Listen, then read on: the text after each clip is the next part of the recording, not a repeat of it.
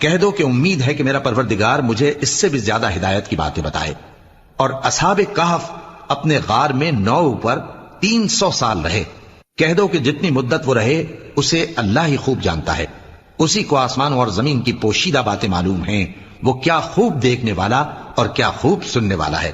اس کے سوا ان کا کوئی کارساز نہیں، اور نہ وہ اپنے حکم میں کسی کو شریک کرتا ہے۔ اور اپنے پروردگار کی کتاب کو جو تمہارے پاس بھیجی جاتی ہے پڑھتے رہا کرو، اس کی باتوں کو کوئی بدلنے والا نہیں، اور اس کے سوا تم کہیں پناہ بھی نہیں پاؤ گے۔